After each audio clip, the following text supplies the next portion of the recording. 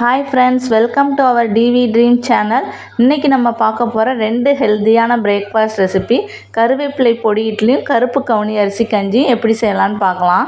கருப்பு கவுனி அரிசி கஞ்சி செய்கிறதுக்கு 1 கப் அளவு கருப்பு கவுனி அரிசி எடுத்து நாள் நைட்டே 2-3 டைம் நல்லா வாஷ் பண்ணி எடுத்துட்டு அதுக்கப்புறமா 1 கப் அளவு தண்ணி சேர்த்து நைட்டு ஃபுல்லாக ஊற வச்சுருங்க.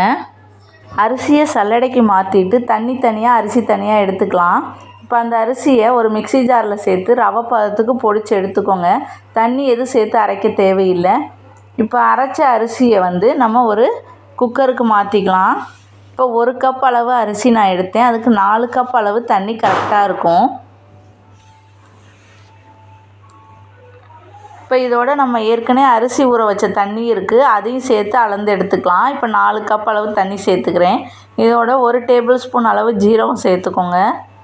ஜீரகம் செரிமானத்துக்கு ரொம்ப நல்லது. இதோட 3 பல் வெள்ளைப்பூண்டு சேர்த்துருக்கேன். கொஞ்சமாக கல்லுப்பு 1/2 டேபிள் ஸ்பூன் அளவு சேர்த்துக்கோங்க. நீங்கள் பத்தாட்டி லாஸ்ட்டில் சேர்த்துக்கலாம்.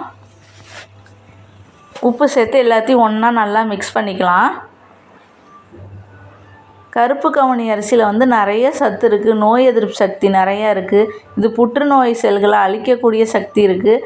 அதனால் நீங்கள் வாரம் 2 முறை இதை குழந்தைங்களுக்கு செஞ்சு கொடுக்கலாம். இப்போ குக்கரில் மூடி போட்டு விசில் போட்டு ஒரு 5 விசில் விட்டு எடுத்துக்கலாம். இப்போ விசில் வந்துருச்சு. ஓப்பன் பண்ணி பார்க்கலாம்.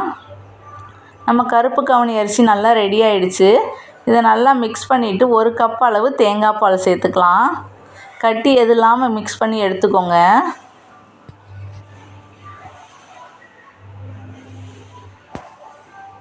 இது ஒரு ரொம்ப ஹெல்த்தியான ட்ரிங்க்கு. இப்போ இதை ஒரு பவுலுக்கு ட்ரான்ஸ்ஃபர் பண்ணியாச்சு. நீங்களும் ட்ரை பண்ணி பாருங்கள். நம்ம பார்க்க போகிற செகண்ட் ரெசிபி கருவேப்பிலை பொடி இட்லி. இது செய்யறதுக்கு 4 கப் அளவு இட்லி மாவு எடுத்துக்கலாம். நான் இன்றைக்கி இது மீடியம் சைஸ் இட்லியாக ஊற்றி செய்ய போகிறேன். நீங்கள் பெரிய இட்லி பாத்திரத்துலேயும் ஊற்றி செய்யலாம், அல்லது மினி இட்லி மாதிரியும் ஊற்றி செய்யலாம். இப்போ எண்ணெய் தடவிட்டு நான் இந்த மாதிரி எல்லா குழியிலையும் இட்லி மாவு ஊற்றிக்கிறேன். இட்லி பாத்திரத்தில் தண்ணி நல்லா காய வச்சுட்டு நம்ம இந்த ட்ரேவை எடுத்து உள்ளே வச்சுக்கலாம்.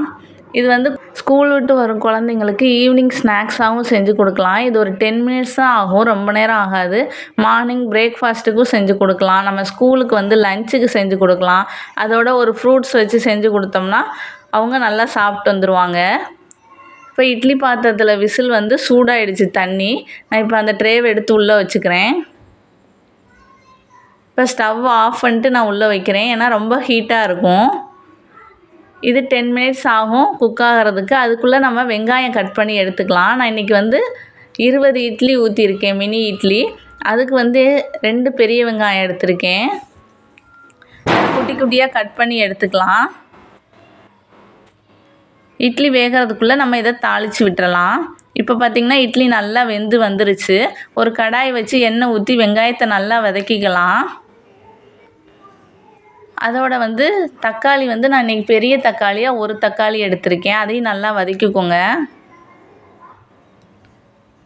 கொஞ்சம் உப்பு சேர்த்துக்கலாம், ஏன்னா மாவுலேயும் உப்பு இருக்கும், இட்லி பொடியிலையும் உப்பு இருக்கும். இதோட 1/2 டேபிள் ஸ்பூன் அளவு மஞ்சள்தூள் சேர்த்துக்கோங்க. 1/2 டேபிள் ஸ்பூன் அளவு கரம் மசாலா சேர்த்துருக்கேன். நீங்கள் வேணும்னா மிளகாய்த்தூள் 1/2 டேபிள் ஸ்பூன் சேர்த்துக்கலாம். நான் இன்றைக்கி சின்ன பசங்க சாப்பிட்றனால மிளகாய்த்தூள் எதுவுமே சேர்க்கலை. அந்த பொடியில் இருக்க காரமே போதுன்னு விட்டேன். இப்போ நல்லா பச்சை வாசனை போகிற அளவுக்கு மிக்ஸ் பண்ணிவிட்டு நம்ம செஞ்சு வச்சுருக்க இட்லியும் இதில் சேர்த்துக்கலாம். இப்போ நான் ஒரு கையில் மிக்ஸ் பண்ணுறனால என்னால் சரியாக காட்ட முடியல ஃபோனை. நீங்கள் நல்லா இந்த மாதிரி மிக்ஸ் பண்ணி எடுத்துக்கோங்க. அதுக்கப்புறமா நமக்கு தேவையான அளவு இட்லி பொடி போட்டுக்கலாம். இந்த கருவேப்பிலை பொடி ஆல்ரெடி நான் லிங்க் ஷேர் பண்ணியிருக்கேன், டிஸ்கிரிப்ஷனில் கொடுக்குறேன். நீங்கள் வேணுன்னா செக் பண்ணி பார்த்துக்கோங்க.